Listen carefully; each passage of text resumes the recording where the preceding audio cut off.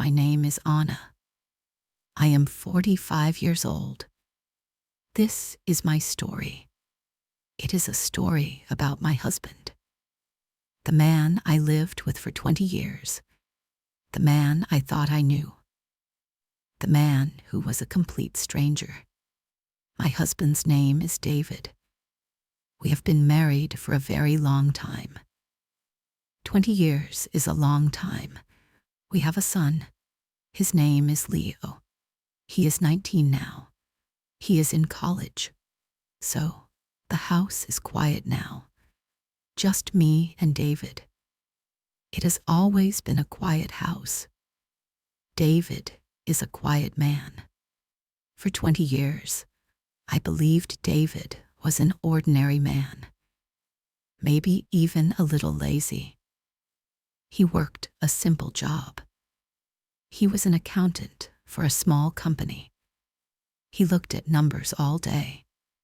It seemed like a boring job, but he never complained. He never talked about it much. He would come home at 5:30 every evening. Not 5:29, not 5:31, always 5:30. His life was a routine. Our life was a routine. He would walk in the door. He would take off his shoes. He would put his keys in a small blue bowl on the table.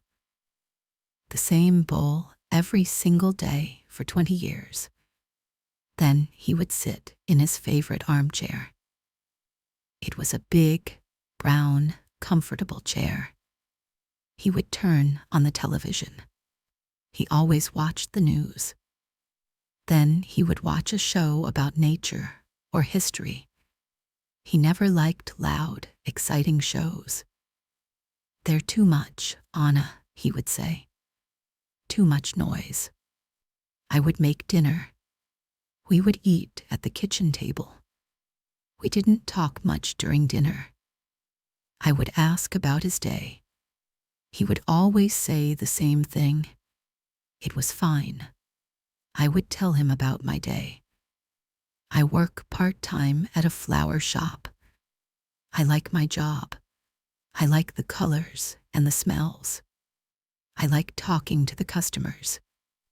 Sometimes I would tell David a funny story about a customer. He would smile a little, a small, tired smile. But he never really laughed. Not a big, deep laugh. After dinner, he would go back to his chair.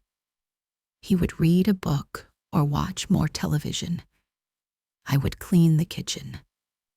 Then I would sit on the sofa.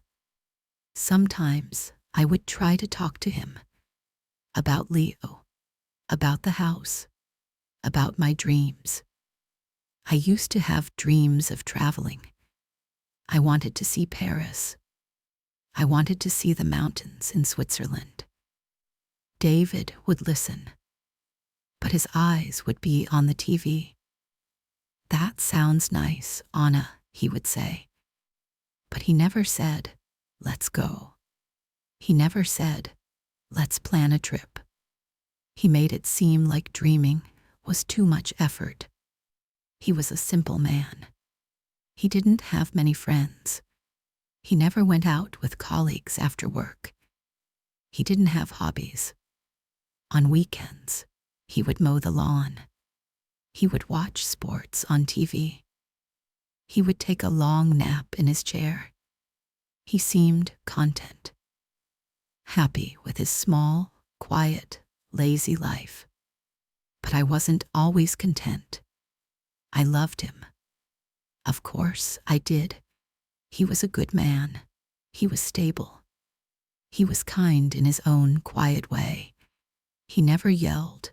He never got angry. But he was also boring. My life felt boring. It felt like I was living in a gray painting. Everything was the same color, the same shape, every day. I remember one time the fence in our backyard broke. A big storm knocked it down. I asked David to fix it. "I'll do it this weekend," he said. The weekend came. He mowed the lawn. He watched a football game. He took a nap. He didn't fix the fence. I asked him again the next week. "I'm tired, Anna," he said. "I'll get to it." Weeks passed. The fence was still broken. Our neighbor's dog kept coming into our garden. I finally called a handyman. A man came and fixed it in one afternoon. David watched him from the window. He didn't say anything. He just shrugged and went back to his chair. It made me feel sad and a little angry. It was like he had no energy for life, no passion. This was the man I knew. David, my quiet, predictable, lazy husband, the father of my child, the man I shared my bed with for 20 years. I thought I knew everything about him. I knew he liked his coffee with 1 sugar. I knew he hated onions. I knew he always fell asleep on his left side. I knew the story of his life. He grew up in a small town a few hours away. His parents died when he was young. He was raised by an aunt. He went to college. He became an accountant. He met me. We got married. A simple, normal life. That was the story he told me. I had no reason to doubt it. Then, about 3 months ago, everything changed. The gray painting of my life suddenly exploded with color. Bright, terrifying color. It started with a phone call. It was late, around midnight. The phone never rang that late. I was already in bed, half asleep. David was reading in his chair downstairs. I heard the phone ring. I heard his footsteps as he went to answer it. I expected him to come back to bed in a minute, but he didn't. I could hear his voice. It was very low, a soft murmur. I couldn't hear the words, but the tone was different. It wasn't his usual tired, flat voice. This voice was sharp, alert, urgent. I sat up in bed. I felt a strange shiver of something. Fear, curiosity. I wasn't sure. He was on the phone for a long time, maybe 10 minutes. When he came back into the bedroom, he didn't turn on the light. He moved quietly in the dark. I pretended to be asleep, but I watched him through my half-closed eyes.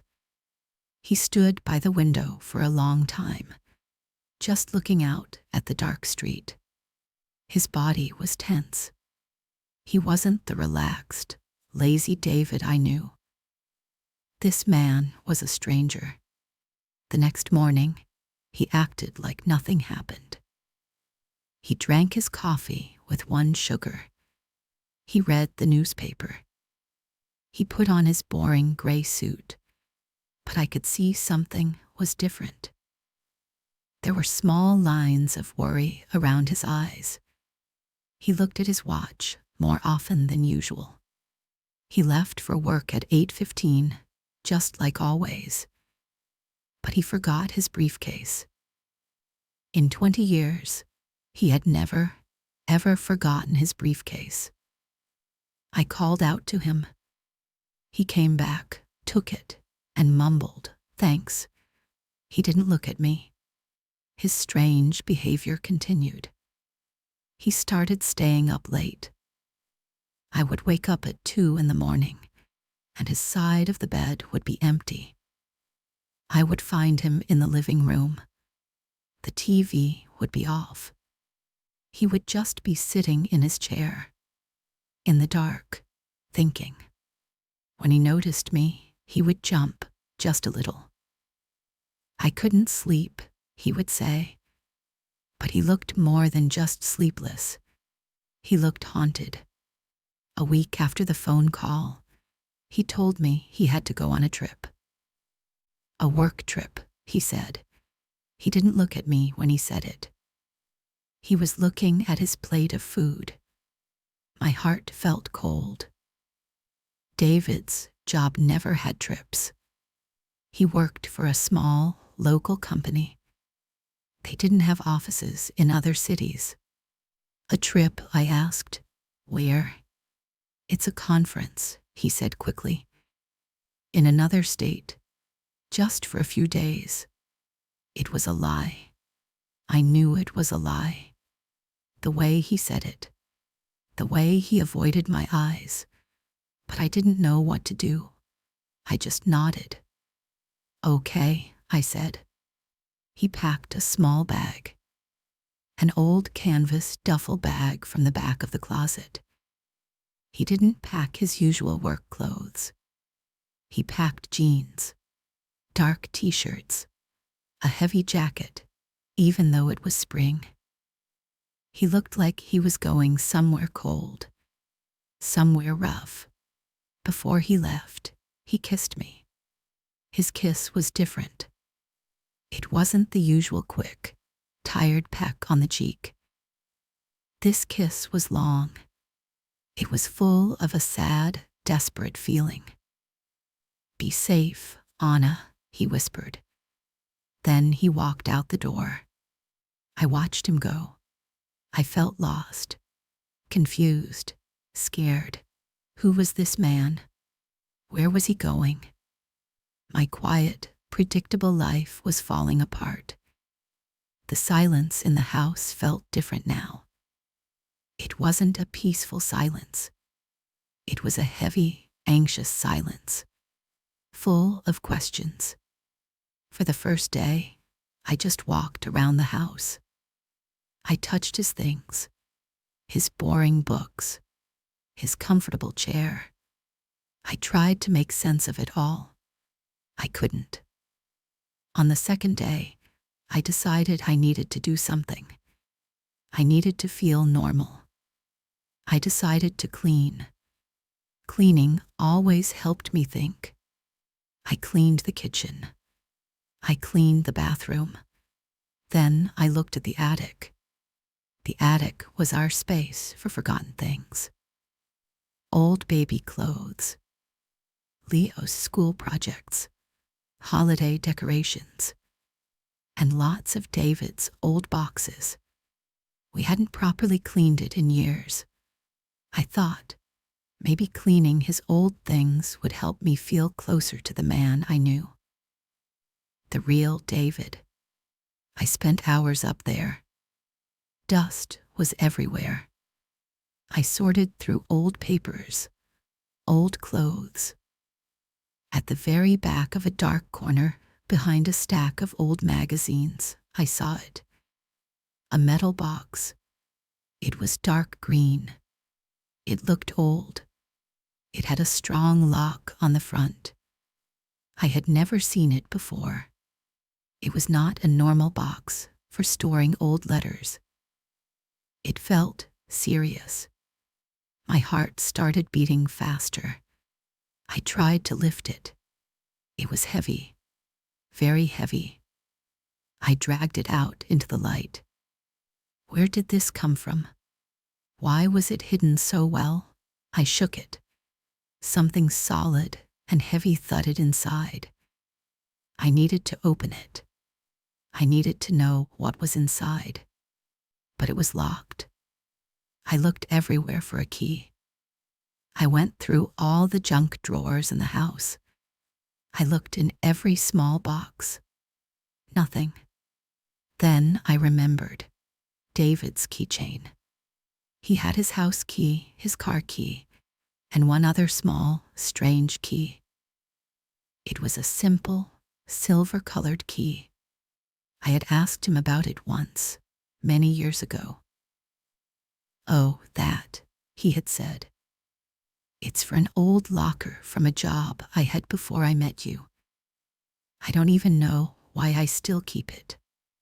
I ran downstairs. We had a spare set of his keys in the blue bowl on the table. For emergencies. My hand was shaking as I picked them up. There it was, the small silver key. I ran back up to the attic. I put the key in the lock.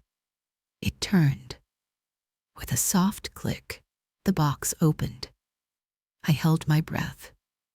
I lifted the lid. For a moment, I just stared. My mind couldn't understand what I was seeing. This was not possible.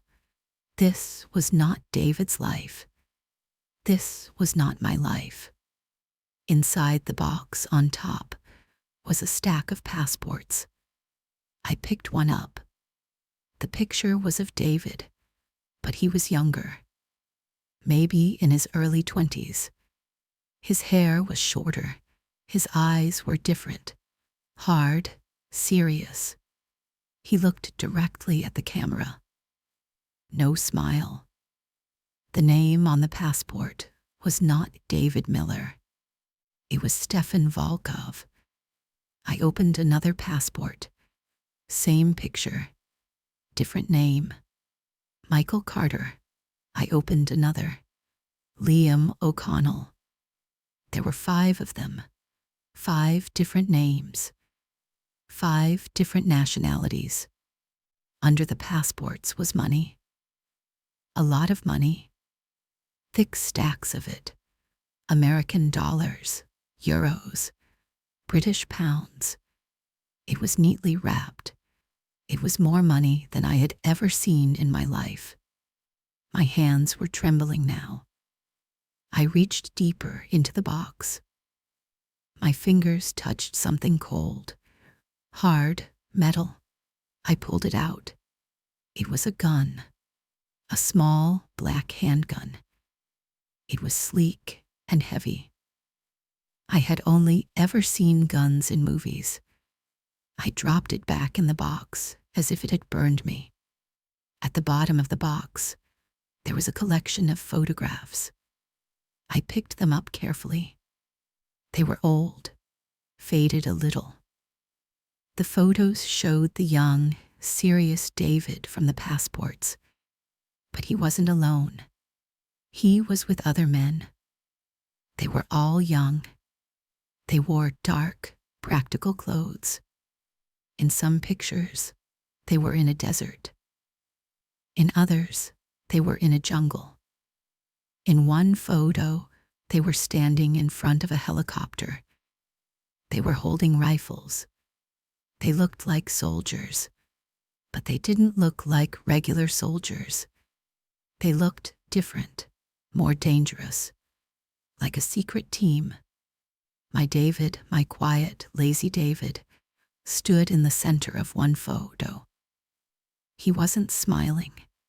He looked like a leader. He looked confident, strong, and deadly. I sat on the dusty floor of the attic for a long time. The box was open in front of me. The passports, the money, the gun, the photos. It felt like a scene from a spy movie. But this was my life, my house, my husband. Who was he? Who was this man I had married? Stefan Volkov, Michael Carter. He was not David Miller, the boring accountant. That man was a ghost, a character. And I had been married to a character for 20 years. Every memory I had felt like a lie. Our first date, our wedding, the birth of our son. Was any of it real? Did he ever love me? Or was I just part of his cover? Part of his fake, normal life? I felt a wave of emotions. Fear. I was living with a man who had a gun and fake passports hidden in the attic. Anger. He had lied to me. For our entire marriage. Sadness. A deep, profound sadness. The life I thought I had was gone. It had never really existed. I closed the box. I locked it. I pushed it back into the dark corner. I covered it with the old magazines.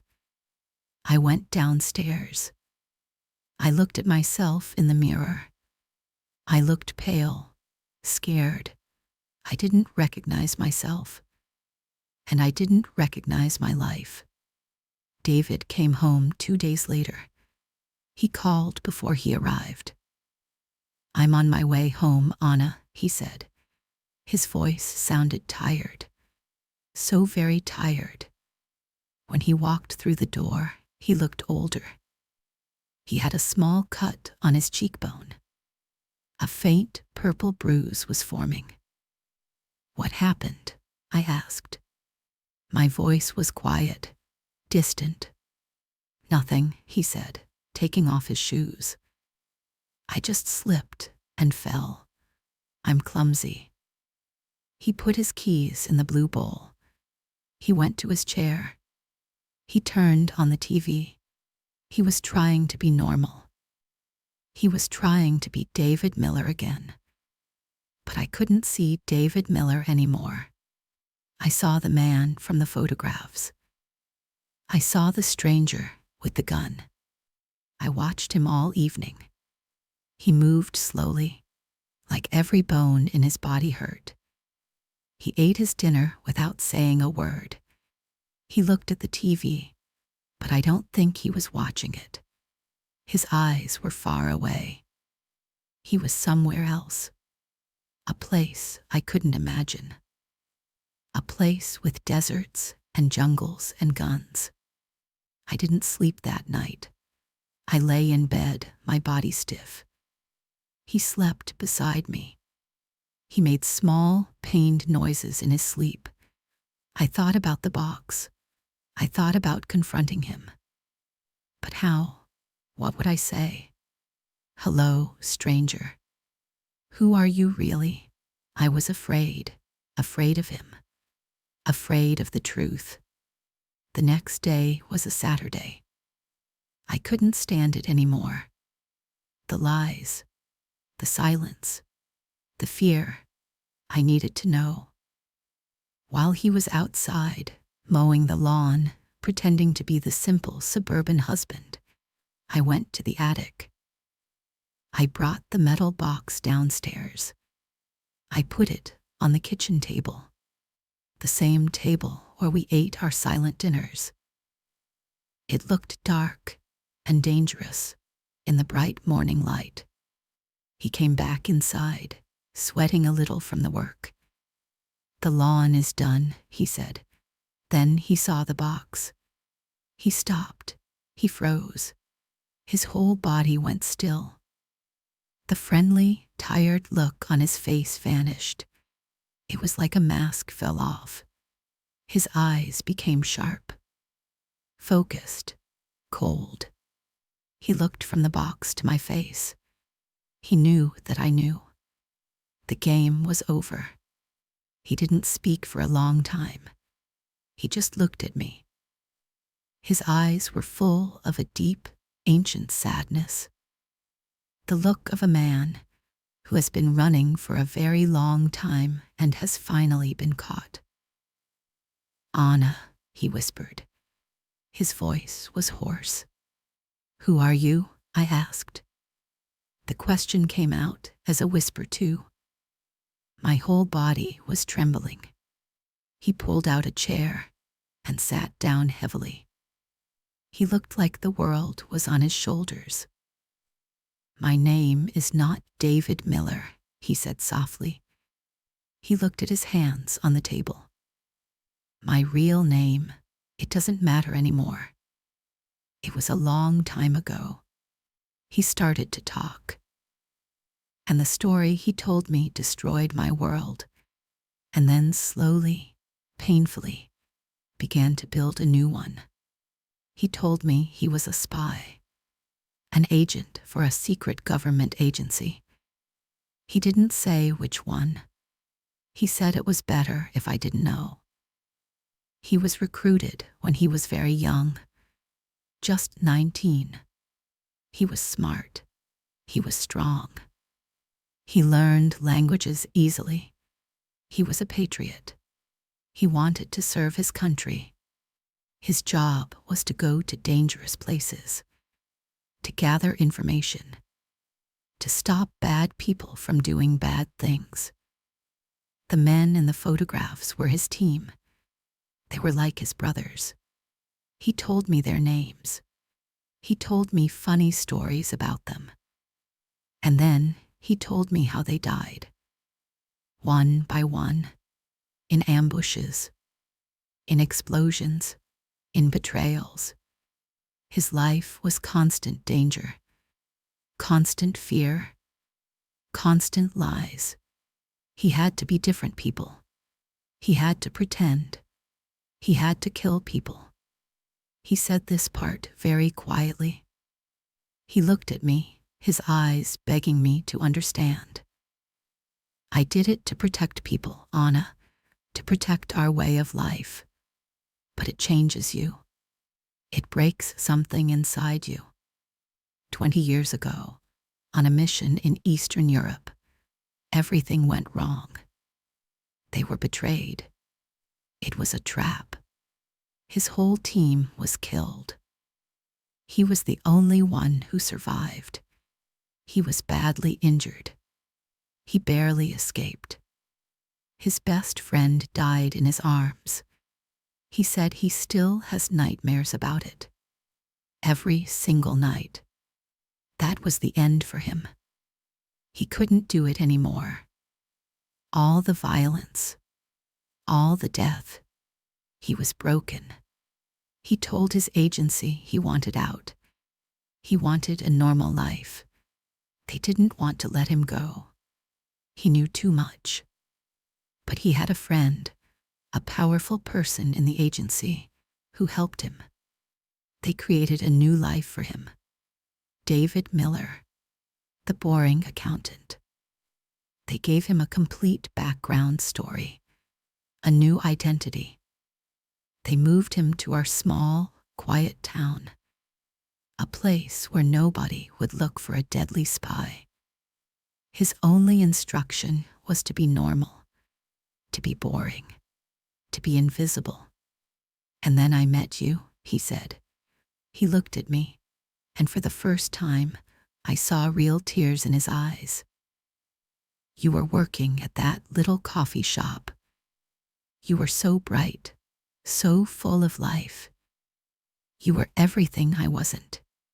You were real. I fell in love with you, Anna. I fell in love with the idea of being normal with you. It was the only thing I ever really wanted. So he played his part. He became David Miller. He pushed his old self down deep inside. The laziness, the lack of passion, the boredom, it was all an act. It was his camouflage. It was his protection. He didn't want hobbies because hobbies could reveal skills he wasn't supposed to have. He didn't want to travel because he was afraid someone from his past would recognize him. He didn't fix the fence because his body was a weapon, trained for combat, not for simple home repairs. Every day, for 20 years, he had been playing a role. To protect me. To protect our son, Leo. I wasn't being lazy, Anna, he said, his voice cracking. I was hiding. Every minute of every day. I was terrified that my past would come back, that it would find you, that it would hurt you. The quiet life I built with you, it was my heaven. My only peace. The recent trip was not a conference. The late-night phone call was from his old friend at the agency. Someone from his past had found him. An old enemy, a man who wanted revenge, had discovered where he was. He had to leave. He had to go and deal with the threat. He had to become the spy one last time, to protect his family, to protect his heaven. "It's over now," he said. "He's gone. He won't bother us again." He didn't explain what that meant. I didn't need him to. The cut on his face told me enough. I sat there in my sunny kitchen, across from the man I had married. He was not a stranger anymore. I finally saw him. The real him. Not David, the lazy husband, but a man who had lived 100 lives. A man who had seen the worst of the world. A man who had suffered so much. A hero. A killer. A man who loved me so much that he buried himself alive in a boring life just to keep me safe. All my anger, my resentment over the years, about the broken fence, the missed vacations, the silent dinners, it all melted away. I didn't feel anger. I felt a deep, aching sadness for him. For all the years, he had to be alone with his secret. For the nightmares he faced by himself. I looked at him, really looked at him. I saw the lines of worry around his eyes. They weren't from his boring accounting job. They were from a life of looking over his shoulder. I understood the sadness in his eyes that I sometimes saw when he thought I wasn't looking. He wasn't bored with me. He was mourning a life and the friends he had lost. I stood up. I walked around the table. I put my arms around his shoulders from behind. He flinched at my touch, like he wasn't used to comfort. Then he leaned back into me. His body trembled, and he began to cry. Not loud sobs, just silent, painful tears. The tears of a man who hadn't been allowed to cry for 20 years. I held him. I held my husband. The man I was just beginning to know. Our life is different now. The secret is out. It lies between us, a strange and powerful thing. It's not easy. Sometimes I wake up and look at him and feel a flicker of fear. I remember the gun in the box. But then he opens his eyes, and I see the man who cried in my arms. He is trying. He is trying to let go of David Miller. He is trying to be himself. We talk now, really talk. He tells me stories about his past, not the violent parts, but the small parts, about the places he saw, the foods he ate, the languages he knows. He is teaching me a little bit of Italian. He laughs now sometimes. A real laugh. It's a beautiful sound. We took the box from the attic. We took it to a lake far from our town. He threw the gun into the deep water. He burned the fake passports and the money. He watched the flames, his face calm. It was a funeral for the ghosts of his past. I don't know what the future holds.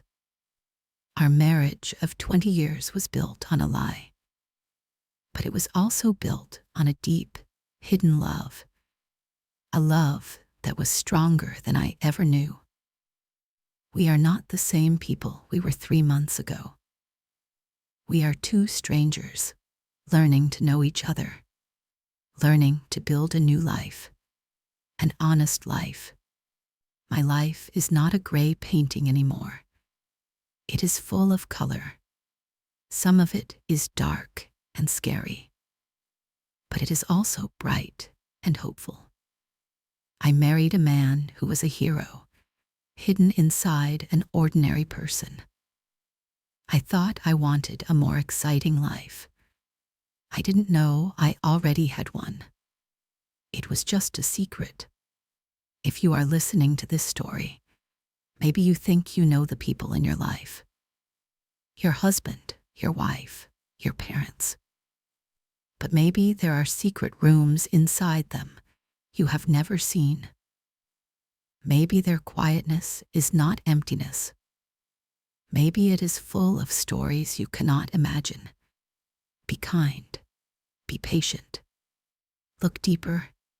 You might be surprised by the stranger you have known your whole life. You can do this too. You can always start again. Keep going.